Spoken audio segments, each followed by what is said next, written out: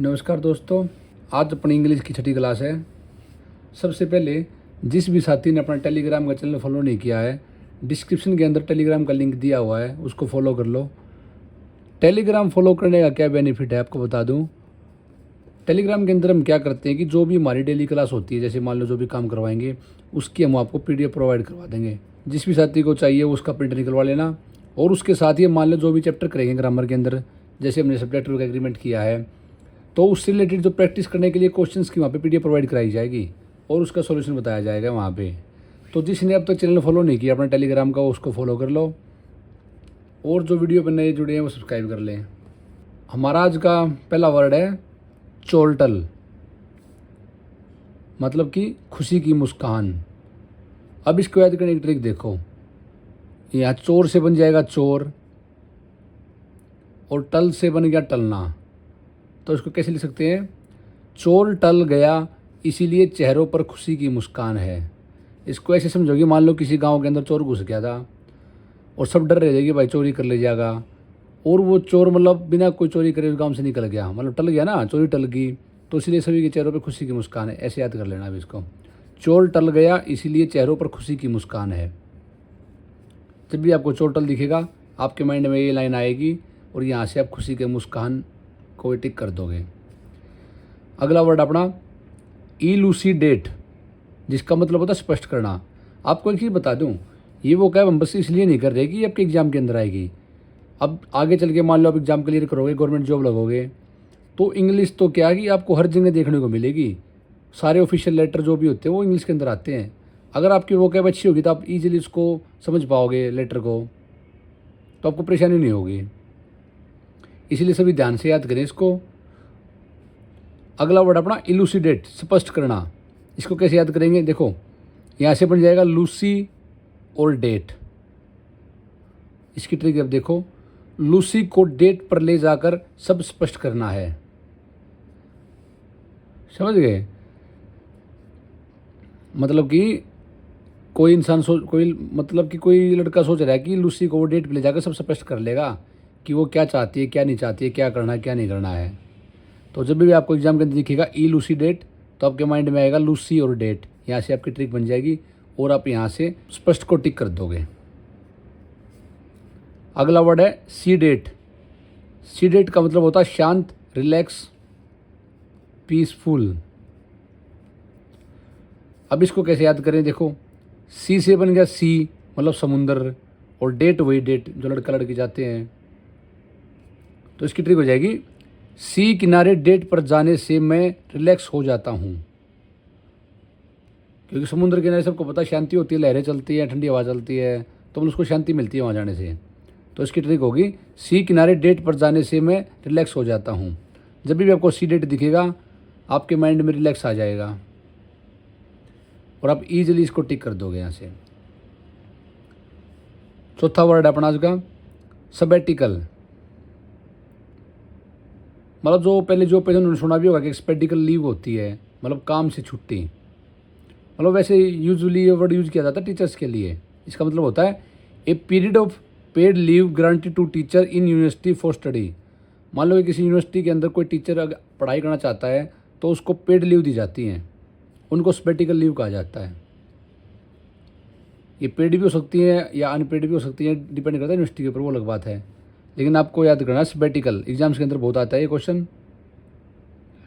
तो सबैटिकल को याद करने की ट्रिक होगी, सब बातें कल करेंगे क्योंकि कल से सबैटिकल है। सबैटिकल है मतलब सबैटिकल छुट्टी है, समझ गए? तो सबैटिकल का मतलब हो गया पेड लीव या लीव, समझ लो। पेड अनपेड तो यूनिवर्सिटी पर डिपेंड करता है, ठीक है। सबैटिकल हो जाएगा लीव। आज का अपना लास्ट वर्ड है इंडोलेंट, मतलब कि लेजी, आलसी। अब देखो, यहाँ से वर्ड को अलग अलग कर लो। आईएन से इन ने डोलेंट हो गया, डोलेंट से डोले बन सकता ना, यहाँ से DOLE डोले। तनमन डोले नहीं, डोले मतलब कि जैसे जो बच्चे जिम में जाते हैं बाइसेप्स बन जाते हैं, बाइसेप्स को डोले बोलते हैं ना, डोले शोले। तो यहाँ से वर्ड बन जाएगा, इन डोलों के होते हुए भी तुम आलसी हो, जरा सा भी नहीं डोल सकते। मतलब कि डोलना मतलब इधर उधर नहीं जा सकते। तो जब भी आपको इंडोलेंट दिखेगा आपके माइंड में आएगा कि इन डोलों के होते हुए भी तुम आलसी हो, मतलब कि जिम में जाकर एक्सरसाइज करा इतनी फिर भी इतना लेजी है, तो इंडोलेंट हो गया लेजी और आलसी। ये अपने आज के 5 वर्ड हो गए। अब चलते हैं अपने ग्रामर पोर्शन के अंदर। जिन साथियों ने अपनी पहले की क्लास देखी, इससे पहले वाली क्लास देखी थी, उन्हें पता है कि इंग्लिश के अंदर अपना टॉपिक चला हुआ है आर्टिकल का, और आर्टिकल के अंदर हमने इनडेफिनिट आर्टिकल्स कर लिए। जो भी साथी नए जुड़े हैं, ऊपर आई बटन के ऊपर लिंक दिया हुआ है वीडियो का, वहाँ से उसको देख सकता है। अब इंग्लिश के अंदर हम अगला टॉपिक करेंगे डेफिनेट आर्टिकल, जिसके अंदर आता है द। अब द का यूज़ कहाँ होता है वो देखेंगे हम। द का यूज़ किया जाता है, मतलब 4 पॉइंट्स लिख रखे मैंने द के यूज़ के लिए। सबसे पहला है टू पर्टिकुलराइज, मतलब कि विशिष्ट करने के लिए किसी सेंटेंस को।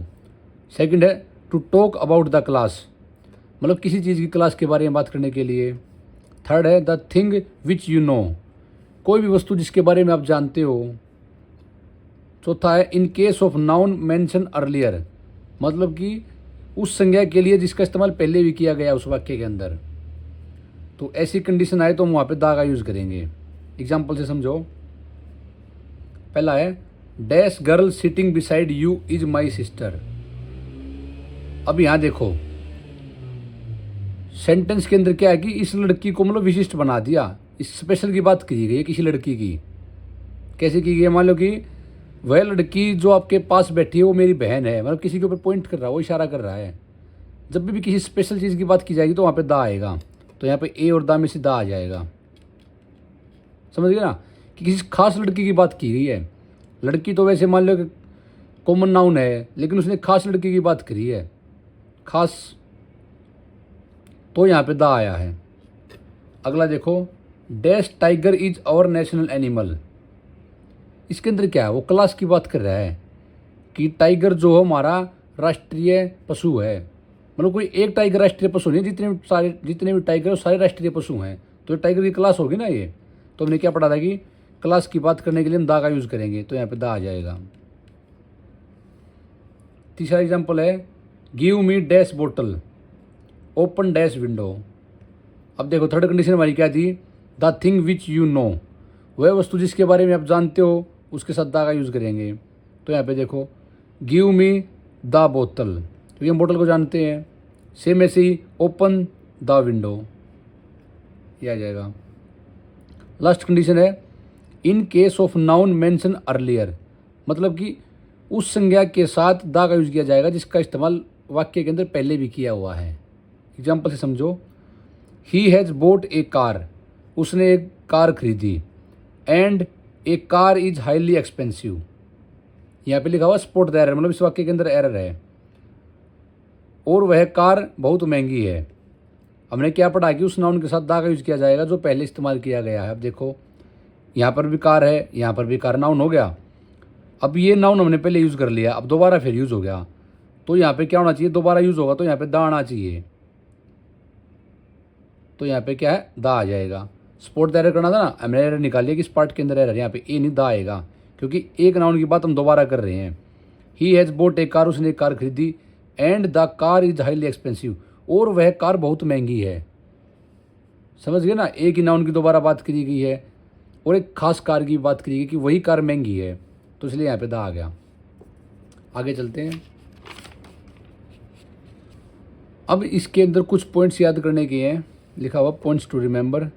अगर मान लो सेंटेंस के अंदर मोस्ट आ जाए, और मोस्ट का मतलब वहाँ बनता हो वेरी, मतलब बहुत, या एक्सट्रीमली बहुत ज़्यादा, तो हम मोस्ट के साथ दा का यूज़ नहीं करेंगे। एग्जाम्पल देखो। John was dash most peculiar looking man, तो यहाँ पे क्या है?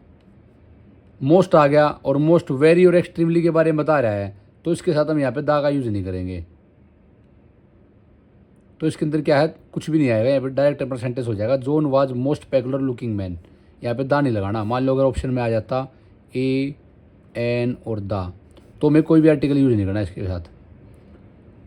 मोस्ट के साथ वैसे कई कंडीशन के अंदर दा यूज़ होता है, लेकिन जब भी मोस्ट अगर वेरी और एक्सट्रीमली बताएगा तो हमें दा का यूज़ नहीं करेंगे। अभी आपको आगे बताया जाएगा कि सुपरलेटिव डिग्री के साथ दा का यूज़ किया जाता है। अब मोस्ट क्या सुपरलेटिव डिग्री है, उस हिसाब से दा यूज़ होना चाहिए, लेकिन दा हम यहाँ पे यूज़ क्यों नहीं किया? क्योंकि मोस्ट क्या है, वेरी और एक्सट्रीमली को बता रहा है कि जॉन जो है वो बहुत ही पेकुलर लुकिंग पर्सन है क्लास के अंदर। क्लास लगा लो, कहीं भी लगा लो, ठीक है, इसलिए हमने यहाँ पे दा का यूज़ नहीं किया। अब सेकंड पॉइंट देखो, बट यूज़ द दा विद मोस्ट इन कंपैरिजन। अभी बताया ना मैंने, मोस्ट के साथ दा का यूज़ भी होता है कई कंडीशन के अंदर है। तो दा का यूज़ मोस्ट के साथ कब करेंगे, जब अगर मोस्ट कंपैरिजन के लिए यूज़ किया जाएगा ना तो हम इसके साथ दा का यूज़ करेंगे। लेकिन जब भी मोस्ट, वेरी और एक्सट्रीमली बताएगा, मतलब कि उसके बाद कुछ नहीं है, ऐसे समझो John was most strong person in the class, मतलब कि जॉन क्लास के अंदर सबसे ताकतवर इंसान है, उसके ऊपर ताकतवर कोई है नहीं, तो वहाँ पे दा नहीं आएगा। ऐसे समझो, आप समझिए ना कि मतलब मोस्ट का इस्तेमाल वेरी बहुत और एक्सट्रीमली मतलब बहुत ही ज़्यादा के लिए किया जाए तो वहाँ पे दा नहीं आएगा। लेकिन अगर मोस्ट का इस्तेमाल कंपैरिजन के लिए किया जाए, मतलब कि दो लोगों के बीच तुलना करने के लिए, दो वस्तु हो, कुछ भी हो, तो वहाँ पे दा आएगा। एग्जाम्पल देखो, Salma was the most beautiful girl in the class. Salma क्या है कि सबसे सुंदर लड़की है क्लास के अंदर। अब यहाँ पे क्लास की सभी लड़कियों के बीच कंपैरिजन किया गया है, तभी तो उसने बताया ना कि सलमा सबसे सुंदर है, तो यहाँ पे मोस्ट के साथ दा आ गया, क्योंकि यहाँ पे कंपैरिजन हुआ ना क्लास की लड़कियों के बीच, तो दा आ गया। लेकिन अगर मोस्ट का इस्तेमाल वेरी और एक्सट्रीमली के लिए किया जाए, एक ही व्यक्ति के बारे में बताया जाए, तो उसके साथ दा नहीं आएगा।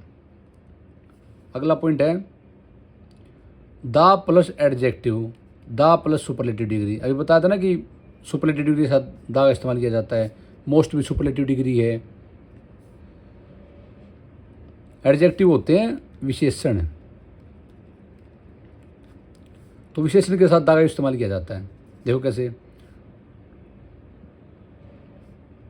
Rohan must take care of sick. क्या करेगी, रोहन को बीमार लोगों की मदद करनी चाहिए। अब हमने क्या पढ़ा था कि एडजेक्टिव के साथ दा का इस्तेमाल किया जाएगा।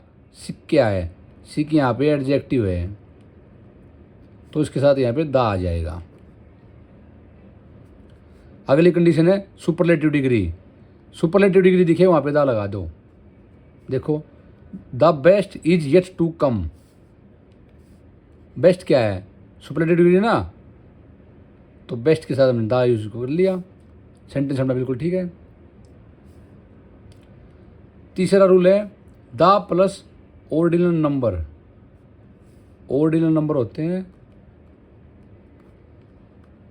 क्रमिक संख्या, तो जब भी सेंटेंस के अंदर क्रमिक संख्या या ऑर्डिनल नंबर दिखे वहाँ पे दा का इस्तेमाल किया जाएगा। एग्जाम्पल देखो, I was dash first to come and she was dash last to go. अब फर्स्ट और लास्ट क्रमिक संख्या हो गई ना, पहला और आखिरी, तो उनके साथ दा का इस्तेमाल किया जाएगा। मैं आने वाला पहला था और वह जाने वाली आखिरी थी। पहला और आखिरी संख्या होगी ना ये, तो दा का इस्तेमाल किया गया। चौथा रूल अपना, the plus language equal to represents the people of the country. मतलब कि अगर किसी भी लैंग्वेज से पहले द का इस्तेमाल किया जाएगा ना, तो वो लैंग्वेज क्या है कि उस देश की जनसंख्या को बताएगी, वहाँ के लोगों को बताएगी। एग्जाम्पल से समझो, French are in the habit of eating too much. अब फ्रेंच क्या है, लैंग्वेज होती है, लेकिन अगर यहाँ पे बात क्या हो रही है, habit of eating too much, मतलब इंसानों की बात हो रही है ना, तो लैंग्वेज के आगे अगर हम दा लगा देंगे, द फ्रेंच पढ़ा था ना कि the plus language equal to represents the people of that country, तो द फ्रेंच क्या हो गया, वहाँ के वासी हो गए, मतलब फ्रेंच लोग। Are in habit of eating too much, वो बहुत ज़्यादा खाने के आदी होते हैं, तो द फ्रेंच से क्या बन गया, वहाँ के पीपल्स के बारे में बताया इसने, फ्रेंच लैंग्वेज थी। पांचवा पॉइंट अपना आज का, use the with followings.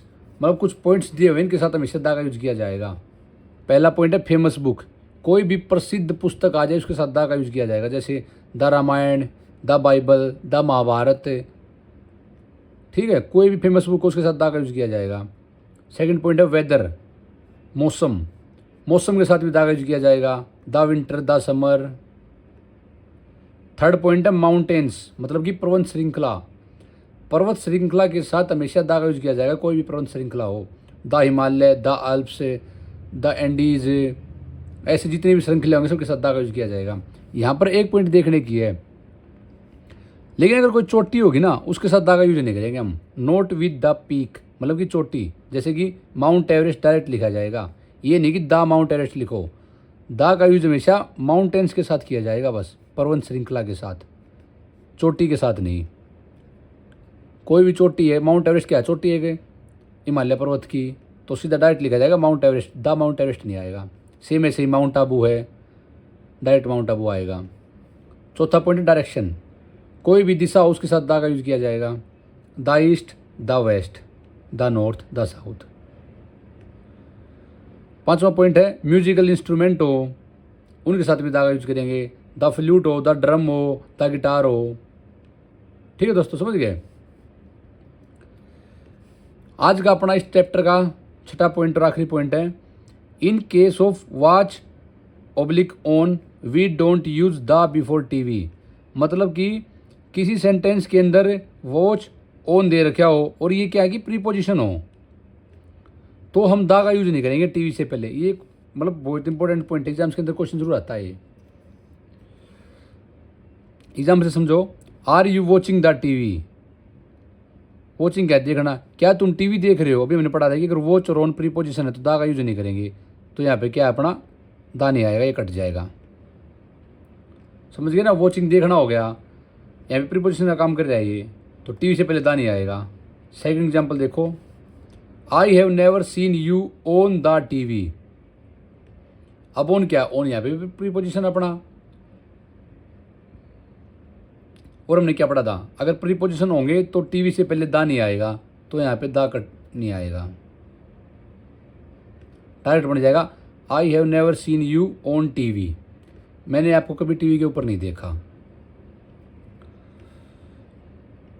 Third example है, please switch on the TV. कृपया टीवी को चालू कर दें। अब ये क्या है, ये सेंटेंस बिल्कुल ठीक है।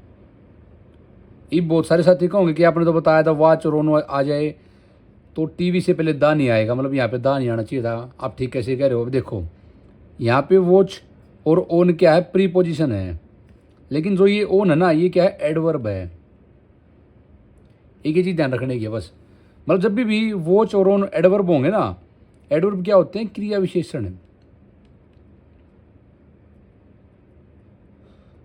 मतलब वो वर्ड होते हैं जो क्रिया की विशेषता बताएं। जब भी ओन या वॉच एडवर्ब होगा तो दा का यूज किया जाएगा।